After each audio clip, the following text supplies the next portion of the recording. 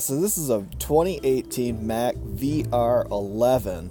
Another half-inch ratchet, brand new. I haven't even used it. It was been sitting on a shelf. It was a warranty replacement. And let's take it apart and see what's inside of it. Taking this one apart is a little bit maybe easier. It's got two Phillips head screws on the back side, and then on the front it's got another Phillips screw. I don't know why they switched to that, but all the parts kits are Phillips screw now too, so if you ever change the parts in an older one, you're going to end up with Phillips screws. And then, like all of these Mac ratchets, they never actually come apart. You've got to fight with them because they're too tight tolerance on the faceplate. So let me try to pound on this and get it apart. Typically what other people say to do is take the head of that and put it inside a Ziploc bag and then just hit it with like a rubber mallet and the whole thing will just come apart, which is suggested because there's little ball bearings inside, and if those disappear, you can't put it back together. You gotta have them and they just fly out. So let me find a solution. There's my professional disassembly container. You just take that and hit that with a rubber mallet and it all falls in there. How convenient. So that's everything inside of it. Same stuff as all the old ones. Nothing different. They all look the same. There's the ball bearing that everyone loses every time you take them apart. And, you know, the faceplate, the gears, all the same. It's all the same stuff. It doesn't look any different.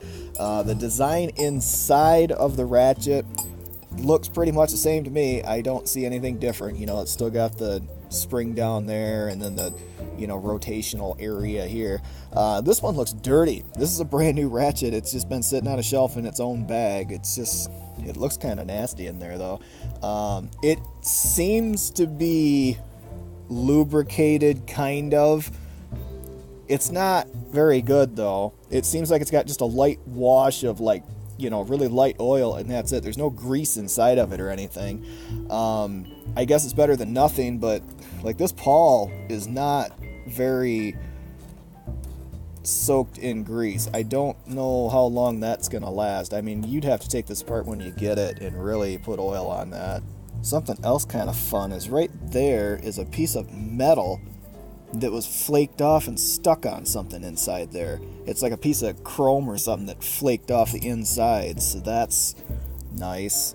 The milling on these gears isn't very good. There's like little dents and stuff all over the place, like it's been thrown in a bag, you know, and knocked around against a bunch of other ones, which I'm sure it's exactly what it is, but it's got little divots and stuff all over the place. It's not milled very well, and you can see right here on this face that whole edge is just rounded off. I don't know, I don't like that. It's not going to affect anything, but I mean, you're paying top dollar for one of these ratchets. You expect it to be perfect.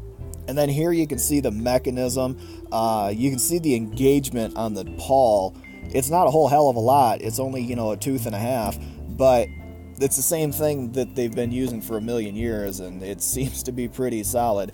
It's the same thing in the 3/8 ratchets as well, the XR8s, and I believe probably the 1/4 inch as well. I don't have one of those, but the 3/8s are the exact same thing. They all look identical too. And this is the same as the old ratchets as well, so nothing's changed there.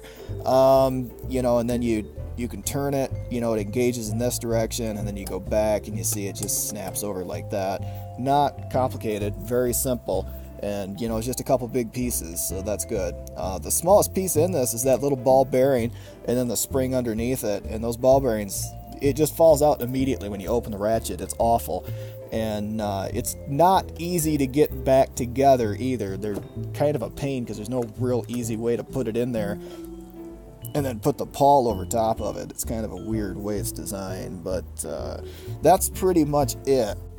And then here you can see this side by side with an older VR10. They're both half-inch. They both pretty much have the exact same parts inside of them. The big difference is the VR10, you can see the screw holes for the faceplate are on the faceplate side. In the VR11, the 2018, the holes are on the other side. And the only difference I see between these two, the selector switch on the new one doesn't feel as good as the old one, but I haven't oiled the brand new one. This one's just got whatever came from the factory, really light oil in it, and it feels not as good. It doesn't feel as solid as the old one. The old one's got a real good clump to it, and that's important to me. So that's the only big difference between them. I use this one a lot, and I haven't used this one at all, so I don't know if it'll break in and feel better or not. Hard to say. And then here I've got all three. This is an XR8. This is a 3/8 inch ratchet.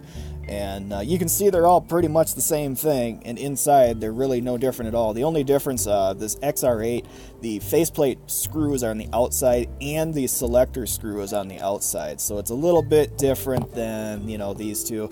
But it's got the same stuff inside of it. You know, they look identical and they pretty much function the same. So that's the 2018 VR11 torn apart.